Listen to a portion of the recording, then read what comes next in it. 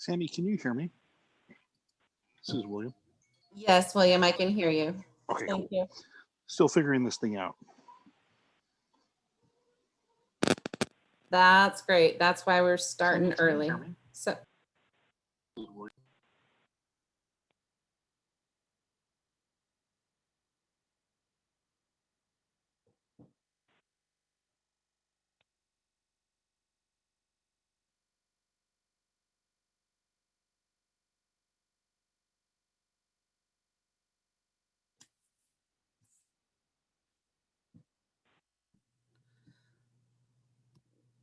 so it looks like we have somebody calling in from 302-2844. I need to try to identify everybody that's joining the meeting. Can you tell me who this is?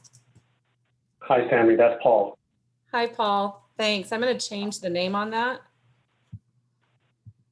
Thank you. I'm just going to stay on the phone this time and not use the video until maybe 10 or 15 minutes from now. That is just fine.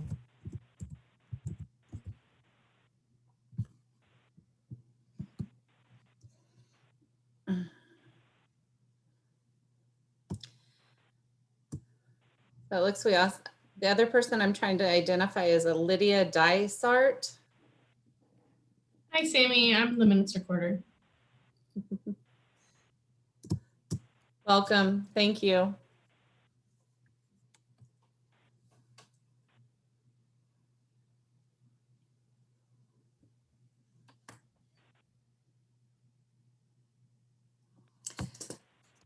Seth, I'm going to go ahead and switch your name as well, if you don't mind. No, I don't mind at all, please.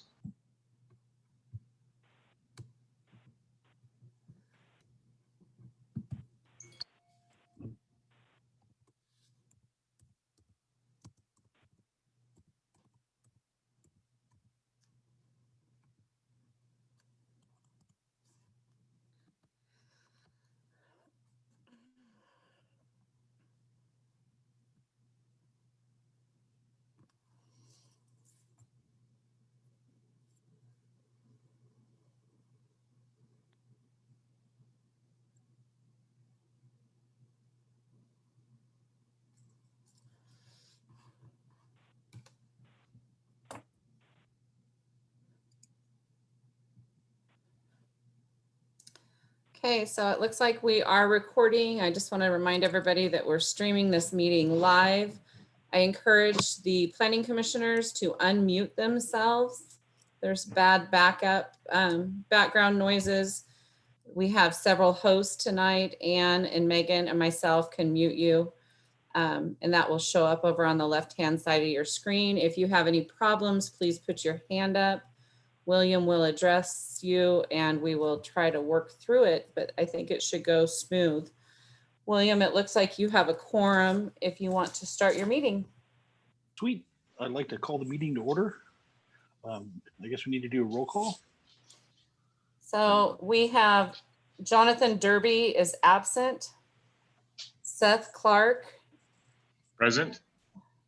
Judith Benny is absent. William Wood, I am present. Paul Thompson, Present? John Marshall, Present. and Marissa Doyle. Present. There is a quorum. Now, next is Sammy, your agenda review.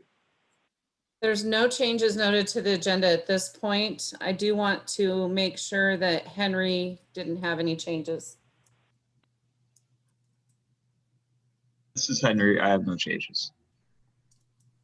Thank you. All right, next item is approval of minutes for the July 15th meeting. So has everyone reviewed the minutes? Yeah, I have, and I'm a little concerned. There are a lot of I gather kind of a mishmash of the two meetings that we had, and I'm a little concerned. There was motions made by people that weren't there, and I believe, and also, I don't know who Chris Chandler is as a commissioner that's absent. So there's several things that I think need to be looked over on the minutes. I don't know what you guys feel.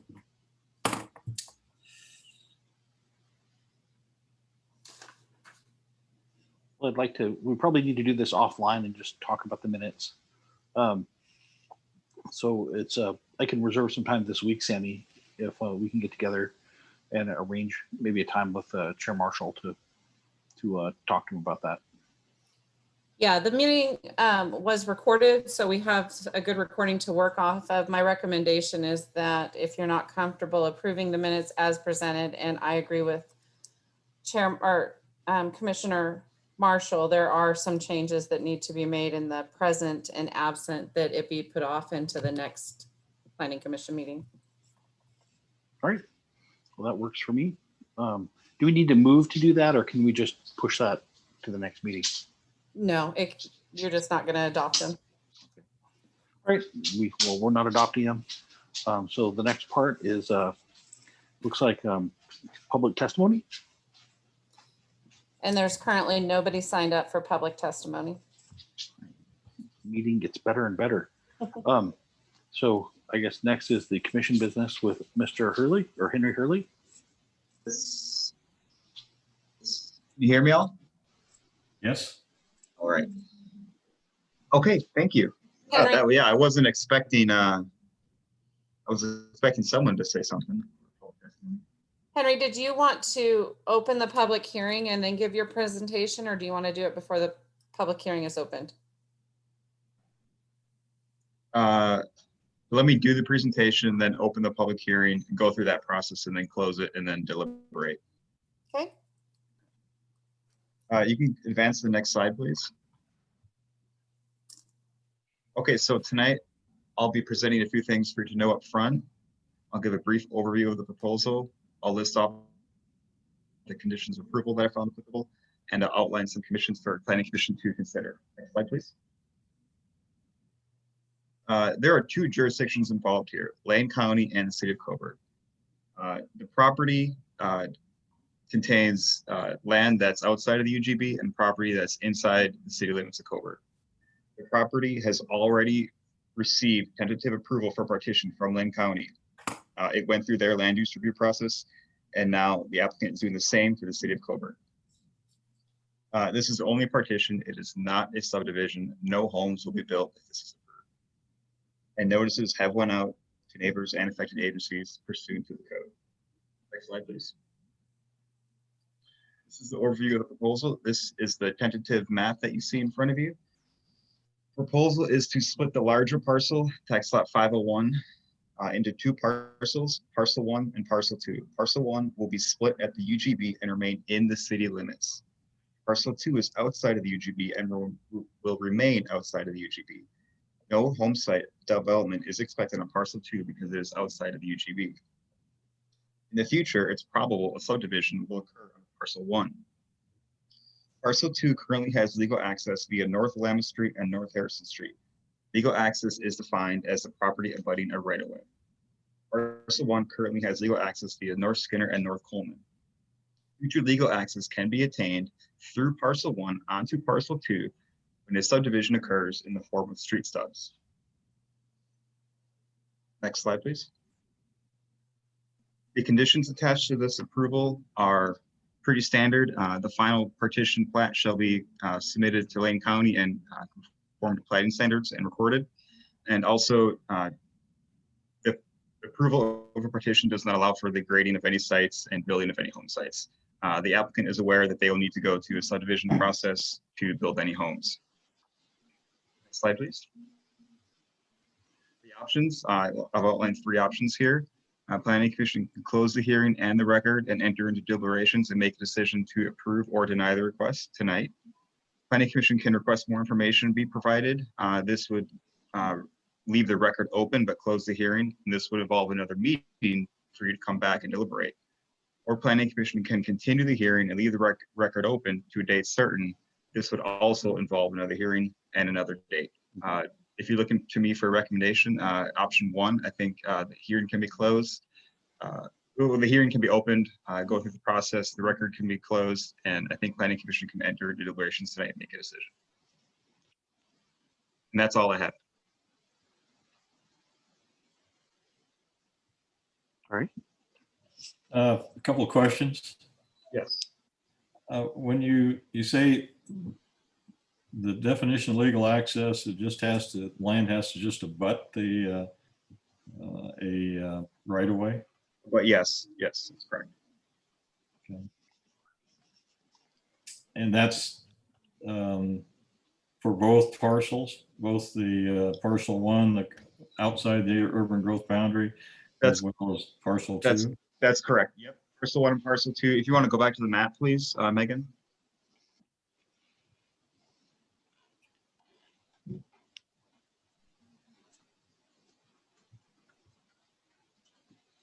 I think it's slide 4.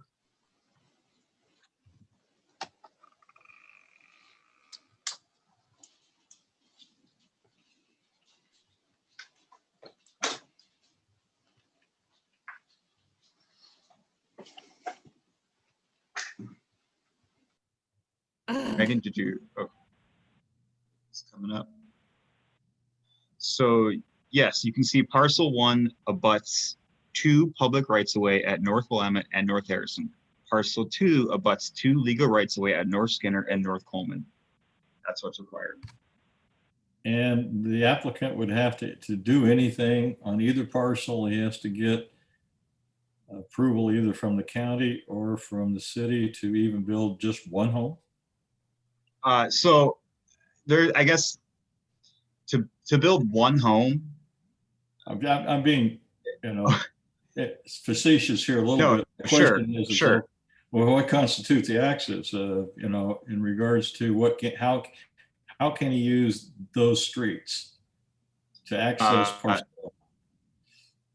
Well, the property owner, he will have a legal lot. Parcel 1 will be 400,000 square feet or so. So if the property owner did want to build a nice house for himself, there's nothing stopping him from building one house on that parcel. Right. That's not going to happen. That's not realistic. As well as on the county? No, it's unlikely that property is outside the UGB. Okay. And he can't build a house on it or do anything with it because it's in the county and he can't build on it. Is that right? Correct. It's very unlikely. Yeah. Okay. Okay. I'm good. Thanks.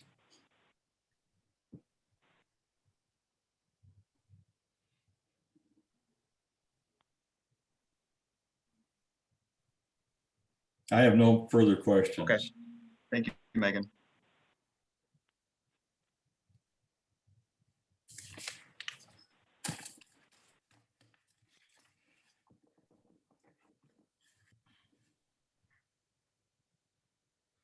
Sammy, you may want to turn it back over to the chair to continue the public hearing at this.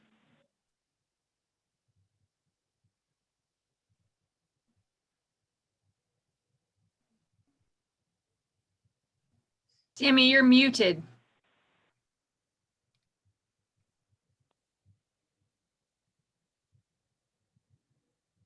Megan, can you will unmute her? There we go. Yeah, William, you'll want to go ahead and open the public hearing at this time. All right, I would like to open the public hearing at this time. And it's 7:14 for the record.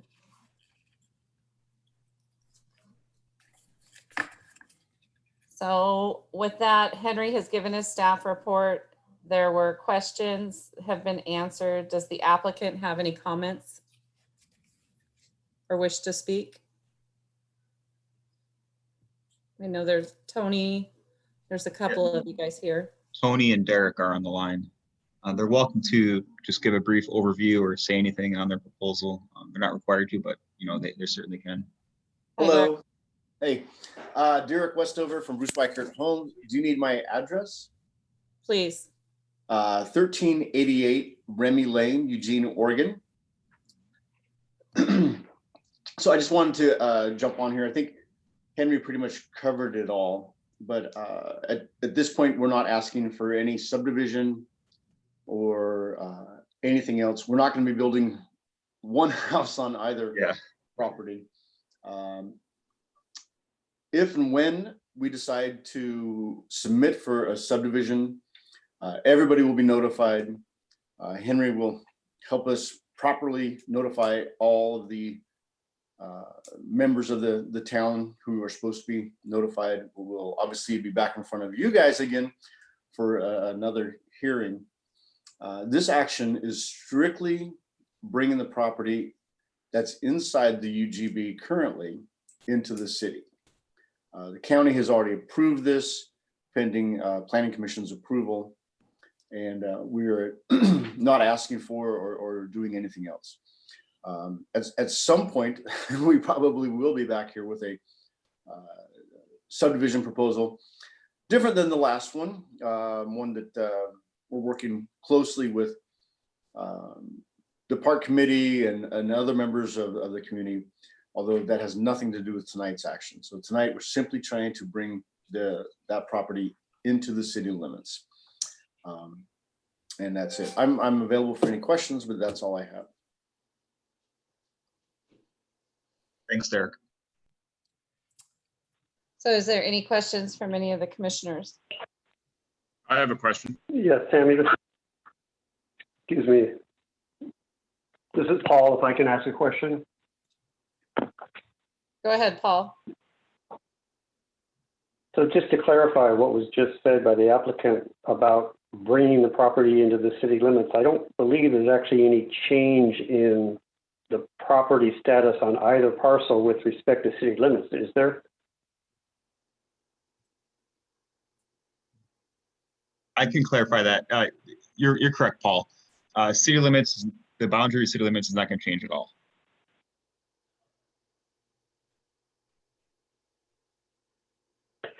Thank you. And then just one other question, if I could, I think for Henry.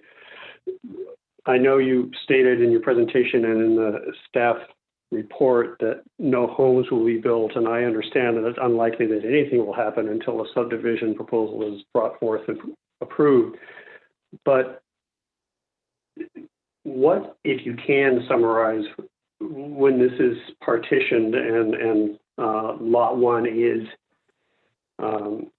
fully within the city limits and lot two is then subdivided or partitioned outside of the city limits of the UGB, what can happen on lot one prior to a subdivision approval? Can there be any grading, any site preparation, anything like that that happens?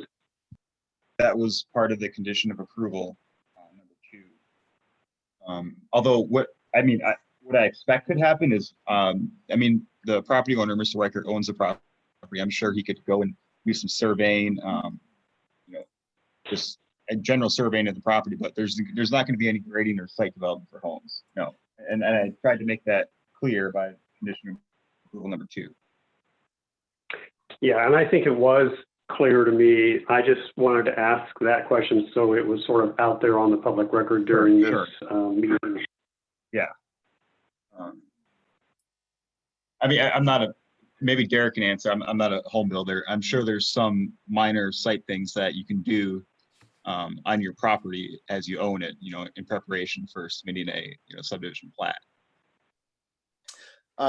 Derek West over here again. We're not planning on doing anything. I think currently it's there's a farmer using it.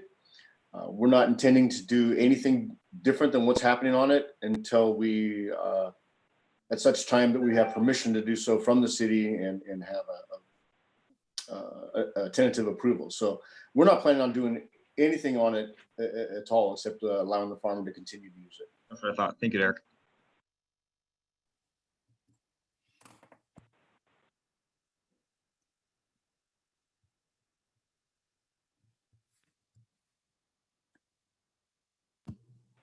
Paul, did you have any other questions? I have a question. This is Commissioner Clark.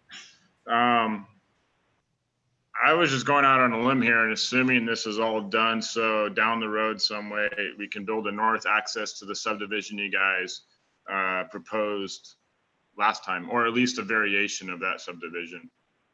My question is, on plot 2, which will then be strictly in county lines, if you guys go forth with developing both plot 1 and plot 2, what what jurisdiction does the city of Coburg have in regards to your use of the land in Plot 2? I might want to interject here and keep the conversation on the application, which is the partition. That's what's under consideration for the planning commission. I understand that, and I'm not trying to get off track. I was asking the question more of a matter of, I would assume that if I'm supposed to be voting on whether or not we should separate these two plots of land, I was just trying to figure out what potential uses or benefit to the city versus future problems with the city that this might create. Eric, do you want to answer anything to that effect? So the portion of the land that is outside of the urban growth boundary is zoned farming. And to my knowledge, that's the only activity that can occur there. So that would continue to be farmed. I guess the benefit to the city of bringing that land into the city, I assume that would help create more taxes or tax base. But really, we're not doing anything with it at all at this point, other than just bringing it into the city. Yeah, and if I may clarify, parcel 2 is outside of the UGB. So to do anything with that property, it would first have to be brought within the UGB, and that is a long process. And then if I may, this is Paul, I think to sort of wrap up to what I think Seth was asking, that's not going to be developed until it's brought into the city, at which point then it would be under the city's jurisdiction to determine and approve, a development permit for it. Sure, yeah. Once it's brought in the UGB, it can be developed at that point. I appreciate your answers. Thank you. Yeah, you bet.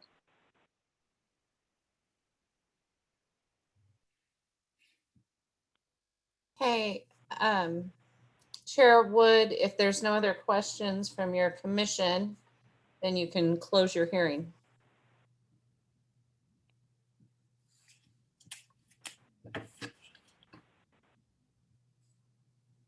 Sorry, that- I did have one question. This is Marissa Doyle.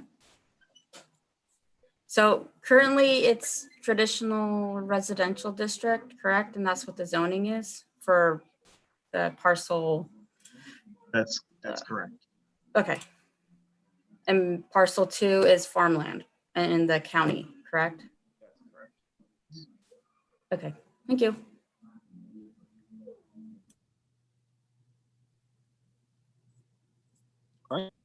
Well, if there are no more questions and there's no pressure to stop asking them, we can close the testimony and close the public hearing, and we can discuss this amongst ourselves.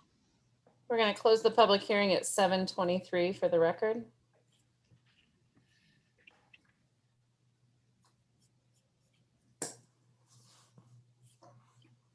Right. So organizing discussion, since I can't look at each of you, do you want to just go down through in order we signed up for this thing and just discuss I can start. I have no reservations to approving this. It's just a split. It's just dividing two parcels. It makes sense, and it doesn't obligate us to anything. I don't see why and they comply with code. So to me, there's no reason not to approve this. I guess Commissioner Marshall, do you want to go next? I don't, I see no reason for us not to proceed with granting approval with the condition number 1 and number 2. No.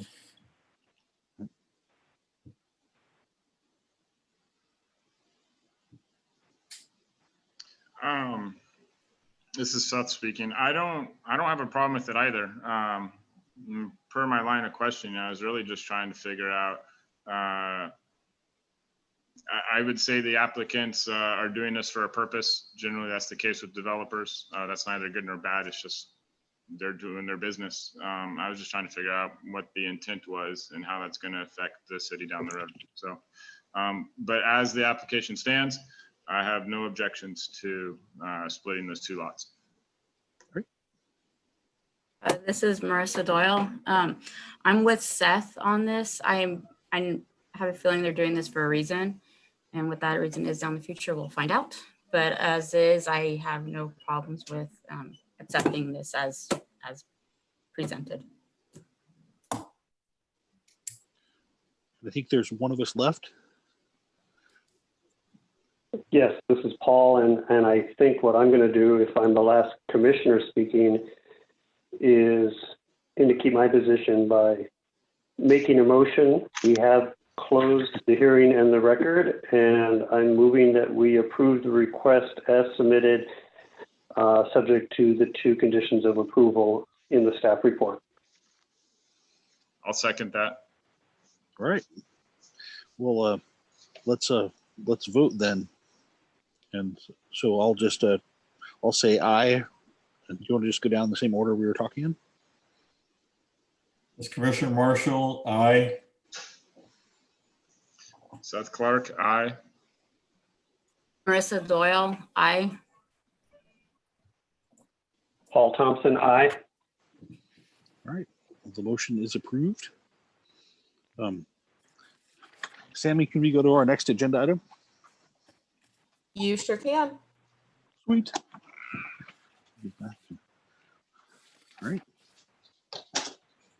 So our next agenda item is commission business. I guess that we just did that. So now city updates. And that's with Ann Heath. Good evening, everyone. The city administrator's report was in your packet. There's lots going on at the city right now. We are working, I'm trying to get to it. I should have had it in front of me. We're beginning the work on the I-5 bore, which is going to start as soon as the city, the council approves the contract, and it will be done by November 20th. So we will have water on the east side of the freeway to hook up to by November 20th. There'll obviously be more work done for that. In addition, before the council is a application or a staff report requesting the approval to purchase property for a third well site. That property is on Stallings Lane. And so with that will be more than a well site. It's a substantial piece of property which we can use for the well site and more things as the city determines. So that is coming to the city council as well. We are right now, our police are working in conjunction with the other agencies in the area to work on the fire. They are providing security as needed to just make sure that the area, the residential areas within the evacuation zones are secure from outsiders and to keep people from entering in. So that is happening right now. As far as a city planner and the hiring process, we are not moving on that. We have Henry as an interim under contract with LCOG, and we will continue with Henry for the time being.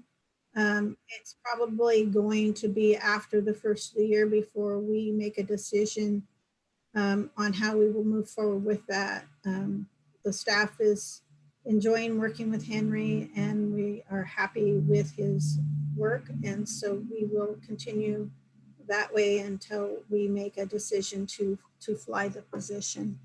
I'm happy to answer any questions that you might have about city business right now, or what you saw on the report. That report was supposed to come to city council at their meeting, and that meeting was canceled and has been rescheduled till the 22nd of September. Does anybody have any questions for me? And I have a question. I don't know what you're referencing when you talk about the I-5 bore. What's happening with that? So we're doing a water project right now that has 4 elements. One of them is to get water from the west side of the freeway to the east side of the freeway. So currently, only the properties on the west side of the freeway are served with city water, and we do have east side city properties that are unserved. So our water master plan that was adopted by the city calls for us to extend water line to the east side of the freeway. That happens by boring under the freeway and putting a water pipe in. So that is in process. The second element of that is an additional water source. So in the water master plan, there was an established need for additional water source and also for a water storage. So the third element of the plan is a reservoir on the east side of the freeway up on the hill. Then the fourth is just additional replacement of water lines around town.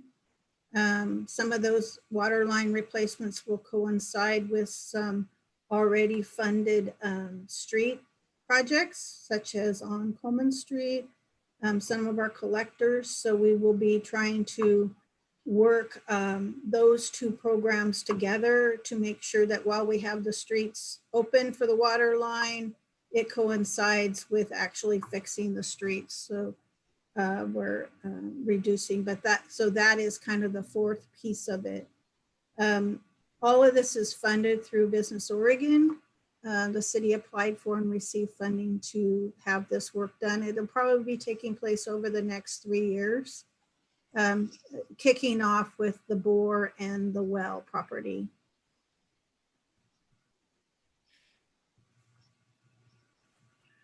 Thank you. I had a question about the community build out scenario. So I'm assuming that survey, that you got a pretty good response from that survey, and it's closed, correct? We actually extended the survey. Okay. So we did send a message out last week that we were extended it till September 25th. The contractor that is conducting that work and developed the survey will be reporting to the city council on the 22nd, and we will have some initial numbers for that then. And then we'll just wait and see how it turned out. I think we've received some good response, some good comments back. And I'm excited to see what we hear from the community. And that was the Urban Collaborative was the one that put that survey together? Yes. Thank you. Oh yeah, so since you extended it, was a notice sent out saying that survey was extended both on social platforms and on the website? It was, so we put it out on social media, but we also put a newsletter in the utility billings that are going out to everybody in our utility mailing. I know, but since they extended it, because in the utility mailing, it said that it closed like on Sunday or something, or I forget what day, because I had it like on my calendar to fill it out.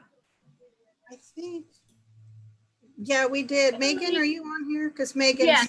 put it out.